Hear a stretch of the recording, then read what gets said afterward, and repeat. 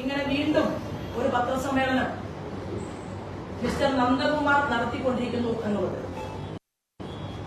അയാളുടെ കില്ലപ്പേരുണ്ടല്ലോ, ഇരട്ടപ്പേര്, അത് ഞാൻ എന്തായാലും വിളിക്കരുത് എന്നാണ്. അതായത് ആ പേരിൽ പല ആളുകളും നാട്ടിൽ ജോലി ചെയ്യുന്നുണ്ട്. അപ്പൊ നാട്ടു നടപ്പനുസരിച്ച് ഒരു വസ്തു കച്ചവടത്തിന് പോകുന്ന ആളുകളെയൊക്കെ നമ്മൾ വിളിക്കും. അവരായിരിക്കും ആ വസ്തു കച്ചവടത്തിലെ ഇടനിലക്കാർ. അപ്പൊ അങ്ങനെയുള്ള ഇടനിലക്കാരായിട്ടുള്ള ചില ആളുകൾ എന്നെ വിളിച്ചറിയിച്ചത്, ശോഭ ചേച്ചി, ഒരു കാരണവശാലും ഇയാളെ ആ പേരിൽ വിളിക്കരുത്, ഞങ്ങൾക്ക് വരെ അപമാനമാണ് എന്നാണ് പറഞ്ഞത്. അപ്പോ ജനങ്ങൾക്ക് അപമാനം തോന്നുന്ന ഒരു മനുഷ്യൻ, ആ മനുഷ്യൻ ഇന്ന് വീണ്ടും ഒരു പത്രസമ്മേളനം നടത്തിയിരുന്നു.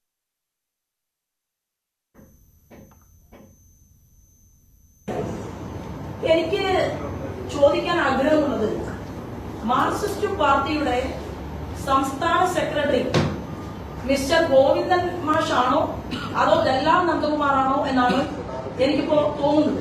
പൊതുസമൂഹത്തിനും ഇത് തോന്നുകയാണ്. പൊതുസമൂഹത്തിന് മനസ്സിലായി മാർക്സിസ്റ്റ് പാർട്ടിയുടെ സംസ്ഥാന നന്ദകുമാർ മുന്നോട്ട് പോകുന്നത്. എന്തുകൊണ്ടാണ് ശോഭാ സുരേന്ദ്രനെതിരെ ഇത്തരത്തിലുള്ള വിഷയങ്ങൾ ഓരോ തെരഞ്ഞെടുപ്പുകളിലും വരുന്നത്? കഴിഞ്ഞ തെരഞ്ഞെടുപ്പിൽ ഞാൻ കഴക്കൂട്ടത്ത് മത്സരിച്ചു. ആ കഴക്കൂട്ടത്ത് മത്സരിച്ച സമയത്ത് വളരെ തന്ത്രപൂർവം ഒരു ഓൺലൈൻ ചാനലിനെ ഉപയോഗപ്പെടുത്തിക്കൊണ്ട് നാഷണൽ ഹൈവേയുടെ ഓരത്ത് 20 ലക്ഷം രൂപ ഒരു സെന്റിന് വില വരുന്ന 1 ഏക്കർ ഭൂമിയുടെ ഉടമസ്ഥയായിരുന്നു കഴക്കൂട്ടം തെരഞ്ഞെടുപ്പ് സമയത്ത് ശോഭാ സുരേന്ദ്രൻ. ഇത്ര മാസമായിട്ടും ആ ഭൂമി ഒന്ന് തെരഞ്ഞു കണ്ടുപിടിക്കാൻ എനിക്ക് സാധിച്ചിട്ടില്ല. കേരളത്തിലെ മാധ്യമ സുഹൃത്തുക്കൾക്കും സാധിച്ചിട്ടില്ല. അത് കഴിഞ്ഞ് വീണ്ടും ഒരു തെരഞ്ഞെടുപ്പിന്റെ നാളെ പോളിംഗ് ബൂത്തിലേക്ക് ആളുകൾ വോട്ട് ചെയ്യാൻ വേണ്ടി പോകുന്ന സമയത്ത് കൃത്യമായി ശോഭാ സുരേന്ദ്രനെ NDAയുടെ സ്ഥാനാർത്ഥിയെ എങ്ങനെ പരാജയപ്പെടുത്തണം എന്ന് റിസർച്ച് ചെയ്തുകൊണ്ട് വീണ്ടും കഥയുമായിട്ട് രംഗത്ത് നന്ദകുമാറിനെ പോലെയുള്ള ആളുകളെ ഇറക്കിയിരിക്കുകയാണ്. അപ്പൊ അതിൽ എനിക്ക് മാധ്യമ സുഹൃത്തുക്കൾക്ക് എന്റെ വാട്സപ്പിനകത്തുള്ള ചില മെസ്സേജുകൾ അതെനിക്ക് കാണിക്കാനുണ്ട്. നന്ദകുമാർ പറയുകയാണ്, BJPയുടെ സ്ഥാനാർത്ഥി 1 കോടി രൂപ, 80 ലക്ഷത്തോളം രൂപ BJPയുടെ സ്ഥാനാർത്ഥിയുടെ കയ്യിലുണ്ടായിരുന്നു. ബാക്കി വന്ന തുക നന്ദകുമാറിനെ സമീപിച്ചു. ഞാൻ ചോദിച്ചു, ഈ വിഷയത്തെ കുറിച്ചൊക്കെ ഇന്നലെ ഞാൻ വളരെ വ്യക്തമായി കഴിഞ്ഞ ദിവസം മാധ്യമ സുഹൃത്തുക്കളോട് പറഞ്ഞിരുന്നു. അത് അവിടെ കൊണ്ട് തീർന്നില്ല, വീണ്ടും കാര്യങ്ങൾ പറയുകയാണ്. ഞാൻ പറയാൻ ആഗ്രഹിക്കുന്നത്, നന്ദകുമാർ കരുതുന്നത് പോലെ 1 കോടി കൊടുത്താലോ 2 കോടി കൊടുത്താലോ സ്ഥാനം കൊടുക്കുന്ന മാർക്സിസ്റ്റ് പാർട്ടിയോ കോൺഗ്രസോ അല്ല ഭാരതീയ ജനതാ പാർട്ടി.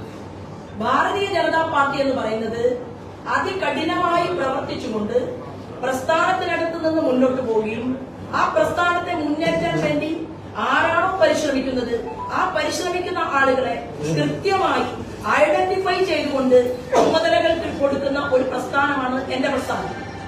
അത് പറയാൻ ഞാൻ ഈ അവസരത്തെ ഉപയോഗപ്പെടുത്തുകയാണ്.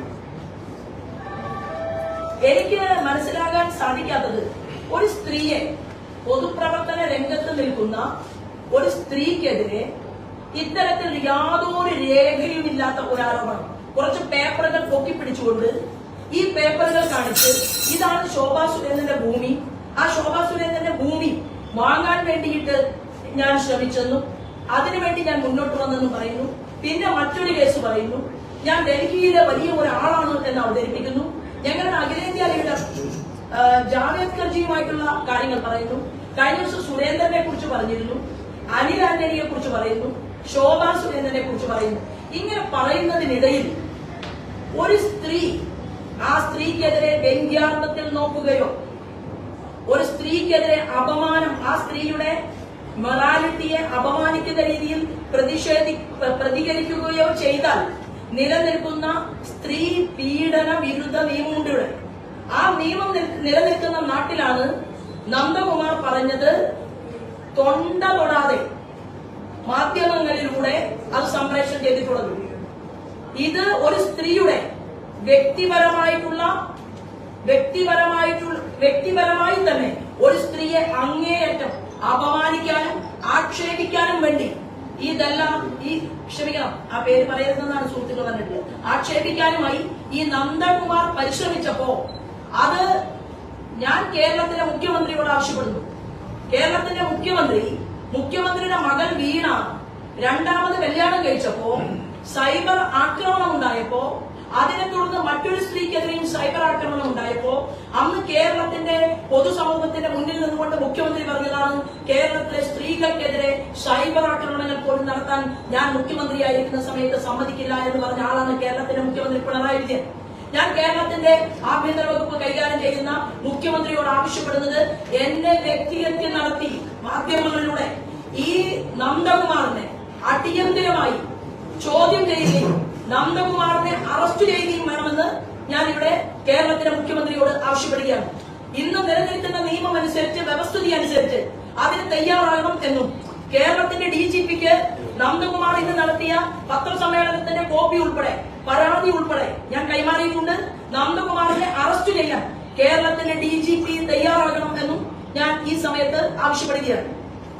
മറ്റൊന്ന്, ബഹുമാനപ്പെട്ട ജയരാജൻ പത്രസമ്മേളനം നടത്തിയിട്ട് തിരിച്ചു പോകുമ്പോ മാധ്യമ സുഹൃത്തുക്കള് ശോഭാ സുരേന്ദ്രനെ കുറിച്ച് ചോദിച്ചപ്പോൾ ആ ബഹുമാനപ്പെട്ട ജയരാജന്റെ ശരീരഭാഷ കണ്ട കേരളത്തിലെ മുഴുവൻ മനുഷ്യർക്കും മനസ്സിലായിട്ടുണ്ട് ജയരാജന് ശോഭാ സുരേന്ദ്രനെ അറിയുമോ ഇല്ലയോ എന്നുള്ളത്.